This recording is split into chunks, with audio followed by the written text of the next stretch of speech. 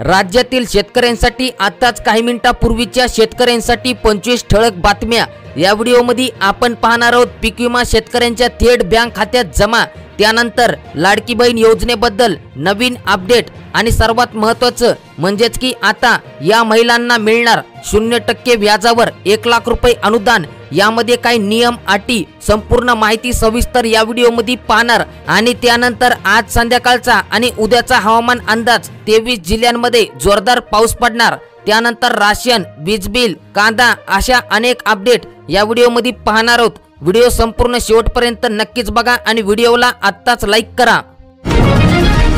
शेतकऱ्यांची खरीप व रब्बी हंगाम 2023 ची पीक विमा नुकसान भरपाई मिळालेली नाही। केंद्र व राज्य सरकारने 2028 कोटींची प्रीमियम सबसिडी ओरिएंटल इन्शुरन्स कंपनीला अद्यापही दिलेली नाही। परिणामी 12 लाख विमाधारक शेतकऱ्यांना 1162 कोटींची पीक विमा नुकसान भरपाई मिळाली नसल्याचे चित्र आहे। आणि या पार्श्वभूमीवर पुन्हा एकदा स्वतंत्र भारत पक्षाने टाळे ठोकण्याचा इशारा दिला। अपडेट आहे अहमदनगर जिल्ह्यातील लाडकी बहीण योजनेचे 1 ऑगस्ट पासून जे अर्ज आले आहेत त्यांचा निधी 31 ऑगस्ट पासून वितरित होणार असल्याची माहिती महिला व बालविकास मंत्री आदिती तटकरे यांनी दिली आहे। राज्यात 27 ऑगस्ट पर्यंत म्हणजेच की आज आणि उद्या मोठ्या पावसाची शक्यता आहे। या कालावधीत जोरदार ते अतिजोरदार पावसाचा अंदाज पंजाबराव डक यांनी दिला। या काळात अगदी ओढे नाले भरून वाहतील असा पाऊस पडण्याची शक्यता आहे। तसेच राज्यातील प्रमुख धरणांमुळे या पावसामुळे पाण्याची आवक देखील वाढण्याची शक्यता। या कालावधीत महाराष्ट्रातील यवतमाळ, गोंदिया, भंडारा, वर्धा, नागपूर, चंद्रपूर, वाशिम, अमरावती, अकोला, बुलढाणा, हिंगोली, नांदेड, सांगली, सातारा, उस्मानाबाद, बीड, लातूर, परभणी, कोकण, पुणे, पंढरपूर, जत, त्यासोबतच अहमदनगर, नाशिक, संगमनेर, शिर्डी, राहता, गंगापूर, वैजापूर, मालेगाव, जळगाव, जामोद, धुळे, नंदुरबार, छत्रपती संभाजीनगर, पारोळा, साक्री, त्यासोबतच जळगाव, जालना या भागांमध्ये पावसाची शक्यता आज रात्री आणि उद्या दर्शवण्यात आलेली आहे। विधानसभा निवडणुकीच्या पार्श्वभूमीवर शेतकरीही झाला लाडका। अमरावती जिल्ह्यातील 2,72,000 शेतकऱ्यांच्या खात्यात नमो शेतकरी योजनेचे 2,000 रुपये जमा करण्यात आले आहेत। केंद्र सरकार देशभरातील नागरिकांसाठी अनेक योजना राबवत असते। यापैकी सरकार विविध प्रकारच्या लोकांसाठी वेगवेगळ्या योजना आणल्या जातात। यातील बहुतांश योजना गरीब आणि गरजू लोकांसाठी असतात। गेल्या कित्येक वर्षांपासून केंद्र सरकार गरीब लोकांना मोफत राशन देते। सरकार सर्व शिधापत्रिका धारकांना मोफत राशन योजने अंतर्गत राशन पुरवते। मात्र आता त्यात मोठा बदल करण्यात आला। पूर्वी सरकार शिधापत्रिका धारकांना मोफत तांदूळ देत असे, मात्र आता सरकारच्या नव्या नियमानुसार मोफत तांदूळ देण्याचा निर्णय रद्द करण्यात आला आहे। मोफत तांदळाऐवजी आता सरकार 9 जीवनावश्यक गोष्टी देणार असल्याची माहिती समोर आली। यामध्ये गहू, डाळी, त्यासोबतच हरभरा, साखर, मीठ, मोहरींची तेल, मैदा, सोयाबीन आणि मसाले यांचा समावेश आहे। लोकांचे आरोग्य सुधारण्यासाठी आणि त्यांच्या आहारातील पोषणाची पातळी वाढविण्यासाठी सरकारने हा महत्त्वाचा निर्णय घेतला आहे। यामुळे लोकांचे जीवनमानही सुधारण्यात मदत होईल अशी सरकारची अपेक्षा आहे। पंतप्रधान पीक विमा योजना 2023 अंतर्गत वैयक्तिक अर्ज भरलेल्या शेतकऱ्यांची संख्या 1,13,563 इतकी असून या योजने अंतर्गत पीक विम्यासाठी पात्र होणाऱ्या शेतकऱ्यांना पीक विमा कंपनीने नुकसान भरपाईची रक्कम त्वरित अदा करावी असे निर्देश जिल्हाधिकारी कुमार आशीर्वाद यांनी दिले। अपडेट आहे सोलापूर जिल्ह्यातील। प्रत्येक जिल्ह्यातील अपडेट सर्वात पहिले आपल्या चॅनलवर दिली जाते, त्यामुळे आताच आपल्या चॅनलला तुम्ही नक्कीच सबस्क्राइब करा।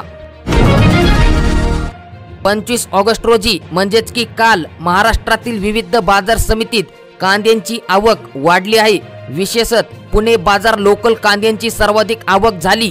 कांद्यांचे दर 2,750 रुपयांपासून ते 3,750 रुपयांपर्यंत असल्याचे दिसून आले आहे। राज्यातील शेतकऱ्यांना मोठा दिलासा मिळाला आहे। शेतकऱ्यांसाठी कृषी पंपांना दिवसा अखंडित व भरोश्यांची वीज पुरवठा करण्यासाठी मुख्यमंत्री सौर कृषी वाहिनी योजना 2.0 चा विस्तार करून व्याप्ती वाढविण्यासाठी मंत्रिमंडळ बैठकीत मान्यता देण्यात आली आणि यामुळे राज्यातील 100% कृषी पंप ग्राहकांना दिवसा वीज पुरवठा करण्याचा उद्दिष्ट साध्य होणार आहे। यासाठी 2024-25 ते 2028-29 या कालावधीसाठी 2891 कोटी रुपये अतिरिक्त निधी मंजूर करण्यात आलेला आहे। आता महिलांसाठी नवीन योजना, मोठी खुशखबर, नियम व अटी पाहणार। राज्यात मुख्यमंत्री माझी लाडकी बहीण योजनेची प्रचंड चर्चा आहे आणि या योजनेच्या माध्यमातून महिलांच्या खात्यात दर महिन्याला 1500 रुपये जमा होत आहेत। या योजनेसह केंद्र सरकारच्या लखपती दीदी योजनेची संपूर्ण देशभरात चर्चा आहे आणि तुम्ही देखील ही चर्चा ऐकली असेल, पाहितली असेल। या योजनेच्या माध्यमातून महिलांना 5 लाख रुपयांपर्यंतची मदत केली जाते। आता या योजनेअंतर्गत कोणकोणते फायदे, कशा प्रकारे मदत घेऊ शकतात आणि नियम अटी संपूर्ण माहिती पाहणार आहोत। तर मित्रांनो, गेल्या अनेक वर्षांपासून महिला सशक्तीकरणावर सरकारने विशेष भर दिला आहे। महिलांची आर्थिक सामाजिक प्रगती व्हावी यासाठी सरकारकडून विविध योजना आणल्या जात आहेत। त्याचाच एक भाग म्हणून सरकारकडून लखपती दीदी योजना राबवली जात आहे। गेल्या वर्षी केंद्र सरकारने ही योजना चालू केलेली होती आणि या योजनेच्या माध्यमातून सरकारतर्फे महिलांना 5 लाख रुपयांचे बिनव्याजी कर्ज दिले जाते। उद्योग क्षेत्रात महिलांचा सहभाग वाढावा या उद्देशाने ही योजना चालू करण्यात आली आणि या योजनेच्या माध्यमातून 3 कोटी महिलांना या योजनेच्या माध्यमातून जोडण्याचा केंद्र सरकारचा उद्दिष्ट आहे। आता मित्रांनो, 5 लाख रुपये तुम्हाला कसे मिळणार? तर बचत गटाशी जोडल्या गेलेल्या महिलांना आर्थिक मदत करण्यासाठी ही योजना सुरू करण्यात आलेली आहे। महिलांचे आर्थिक उत्पन्न वाढावे आणि स्वयंरोजगारांची निर्मिती व्हावी असाही उद्देश या योजनेमागे आहे आणि या योजनेच्या मदतीने महिलांना कौशल्य विकासासाठी प्रशिक्षण देण्यात येते। त्यानंतर स्वतःचा उद्योग उभा करण्यासाठी या महिलांना 1 लाख रुपयांपासून ते 5 लाख रुपयांपर्यंत बिनव्याजी कर्ज दिले जाते। आता या योजनेअंतर्गत काही अटी व नियम पाहणार। तर या ठिकाणी बघू शकतात, या योजनेचा लाभ घेण्यासाठी महिलांसाठी काही अटी देखील ठेवण्यात आल्यात। तर या योजनेसाठी अर्ज करायचा असेल तर अर्जदार महिलांच्या घरातील कोणताही सदस्य शासकीय नोकरदार नसायला हवा आणि ज्या महिलांच्या कुटुंबांचे वार्षिक उत्पन्न 3 लाख रुपयांपेक्षा कमी आहे अशा महिला अर्ज करण्यासाठी पात्र आहेत। तसेच लखपती दीदी योजनेचा लाभ मिळवायचा असेल तर महिलांना बचत गटांच्या माध्यमातून एका उद्योगांचे नियोजन करावे लागेल। या उद्योगाचा आराखडा सरकारला पाठवला जाईल आणि या आराखड्यांचा तसेच लखपती दीदी योजनेसाठी अर्जांची सरकार पडताळणी करेल आणि त्यानंतर सर्व अटींची पूर्तता होत असेल तरच महिलांना 5 लाख रुपयांपर्यंत बिनव्याजी कर्ज दिले जाईल। या योजनेअंतर्गत तुमचे काही प्रश्न असतील तर तुम्ही आम्हाला कमेंट बॉक्समध्ये नक्कीच विचारा।